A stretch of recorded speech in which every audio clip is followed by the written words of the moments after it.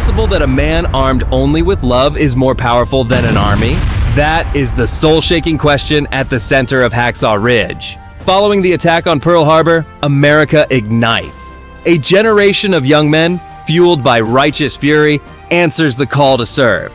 It is a time of absolute clarity. The world is at war, and they are the ones who must fight it. No matter how long it may take us to overcome this premeditated invasion, the American people in their righteous might will win through to absolute victory. In the Blue Ridge Mountains of Virginia, a gentle boy named Desmond Doss is forged by a different fire. A childhood fight with his brother Hal nearly ends in death, leaving Desmond shattered. The violent aftermath finds Desmond staring at an illustration of the Ten Commandments, crying in shock. In that moment, a conviction is born, absolute and unbreakable. Murder is the most grievous sin in the Lord's sight, and he will never take another man's life. Desmond believes the war is just and volunteers to serve as a combat medic, determined to save lives while others are taking them. The United States Army labels his conviction as cowardice. His refusal to touch a rifle makes him a pariah among his fellow soldiers. His officers try to discharge him as mentally unstable. His own company beats him in the dead of night. Yeah, see, I don't think this is a question of religion, fellas. I think this is cowardice. They are all determined to break him or cast him out, unable to comprehend a man walking into war without its most basic tool. He survives it all, even a court-martial that nearly sends him to prison. His reward is deployment to the Pacific Theater and the final, bloodiest battle of the war. There, his company faces Hacksaw Ridge, a sheer 400-foot escarpment where bodies litter the ground like autumn leaves and blood pools in the foxholes. Into this storm of steel and fire walks Desmond Doss, carrying only his medic kit, his Bible, and his promise to God. The story on screen is matched by the incredible story of how it was made. For decades, Hollywood courted Desmond Doss, but the humble medic consistently refused. He feared a movie would betray the truth of his experience and his faith. He finally entrusted his story to a church-directed council, demanding the film be unflinchingly accurate. Fulfilling that promise took 14 years of careful navigation to finally bring it to the screen. The man to fulfill that promise was director Mel Gibson, himself on a journey of redemption after a full decade away from the director's chair. Many in Hollywood had written him off. Gibson, feeling a profound connection to Doss's story of faith, poured everything into the project. Man, it just got to me right here, you know? Yeah. And I thought, I gotta tell this story. It's a story well worth telling. The result was a stunning critical and commercial success that earned him an Academy Award nomination for Best Director, cementing Hacksaw Ridge as his great comeback. Gibson's directorial vision was defined by one word: reality. To capture the terrifying chaos of the battle, he insisted on using practical effects. The ground-shaking explosions, the searing flamethrowers, and the bodies thrown through the air were all meticulously engineered to immerse the audience in the visceral horror of combat. This commitment to realism was essential to honoring a man whose courage was profoundly authentic. The cast and crew felt this intense dedication on set every day. The film became a perfect convergence. A hero who wanted no glory, a director seeking redemption, and a shared, unwavering commitment to the truth. Together, they forged a testament to a man whose actions were, until now, almost too incredible to believe. The entire machinery of the military is built on a single powerful principle: conformity. It takes individuals, breaks them down, and rebuilds them into a unified, interchangeable whole.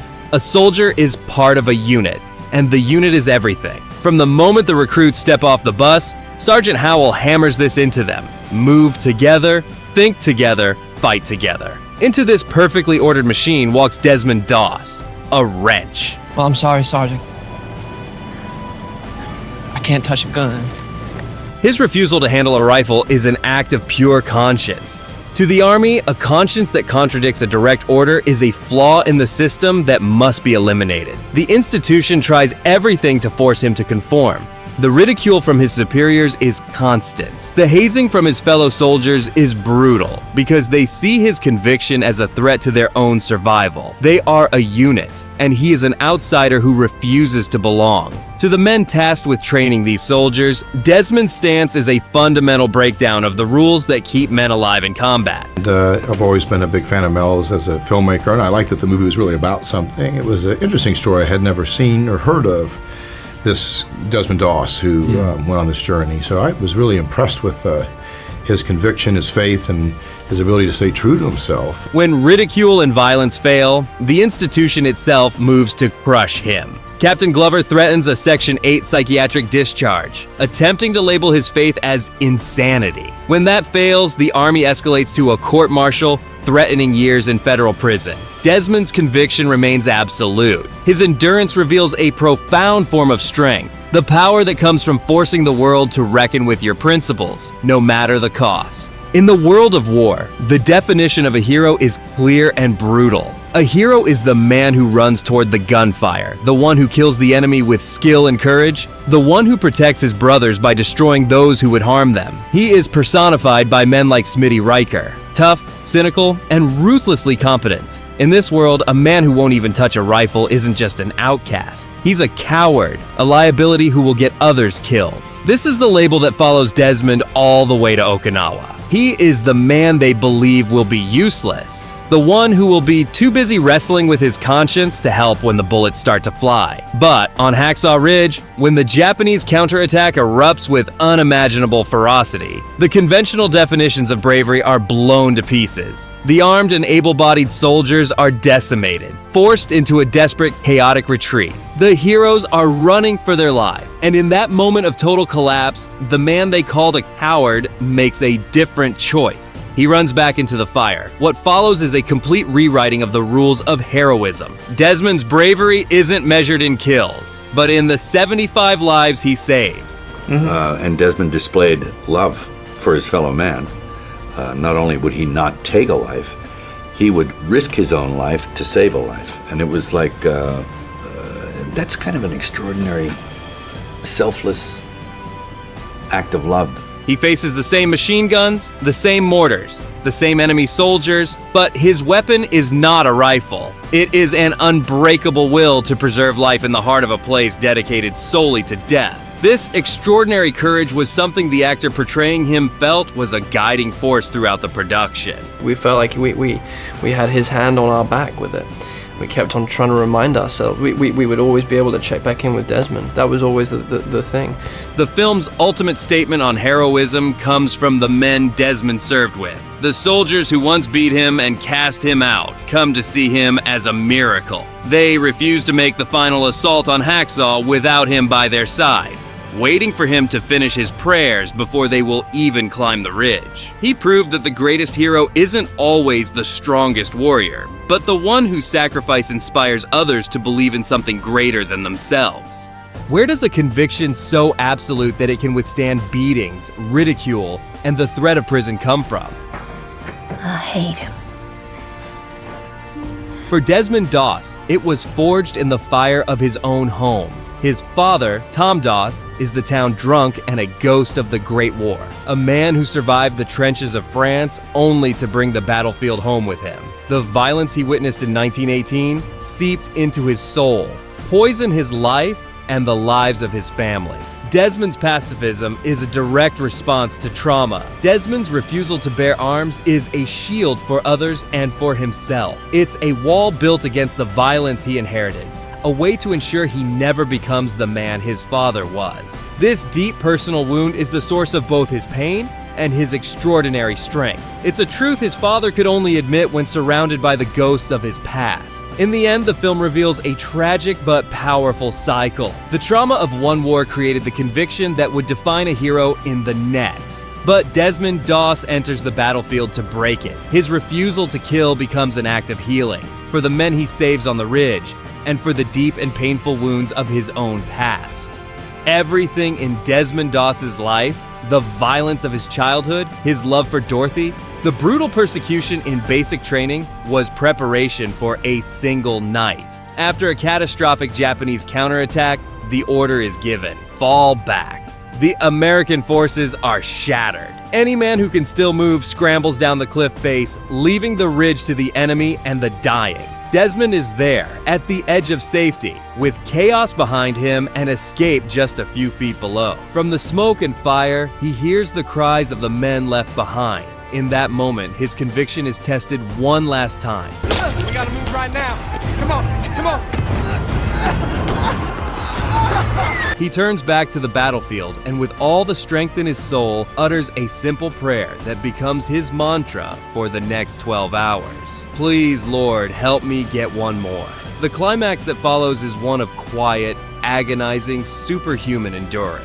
One by one, he finds the men who had mocked him, hoists them onto his back, and drags them through mud and carnage to the edge of the cliff. At the base of the ridge, the survivors watch in disbelief as body after body is lowered from the darkness.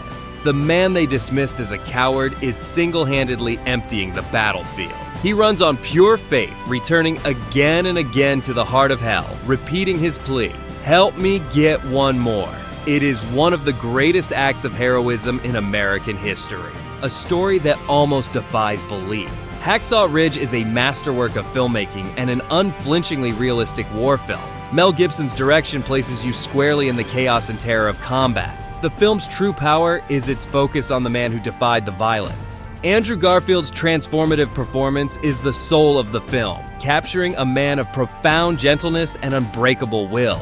The verdict is that Hacksaw Ridge is an essential film. It is a stunning, deeply moving story about faith, courage, and the power of a single human spirit in a world gone mad. The film shows you a hero, then forces you to look inward and ask what you truly believe, and how much you would sacrifice for it. The story of Desmond Doss is a timeless and urgent example of how a single person, armed with nothing but their principles, can face the absolute worst of humanity and prove that goodness can triumph. The film was a massive success, both critically and commercially, grossing over $180 million worldwide. It holds a certified fresh score of 84% on Rotten Tomatoes, and an audience score of 91%, along with an IMDb rating of 8.1 out of 10. Over 647,000 people voted for it.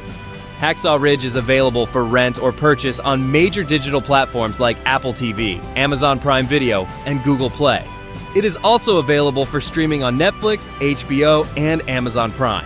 But be sure to check your local listings. The film leaves you with one inescapable question, one that echoes long after the credits have rolled. It forces you to look at your own life, your own beliefs, and ask yourself, what is the one conviction you hold that you would never compromise, no matter the cost? Let us know your answer in the comments below. If you found this review insightful, show your support by hitting the like button and subscribing to the channel. Don't forget to click the notification bell so you'll be the first to know when our next movie review drops. Want to see more? We've got another Christian movie review waiting for you. Click on the video right here on the screen to keep watching.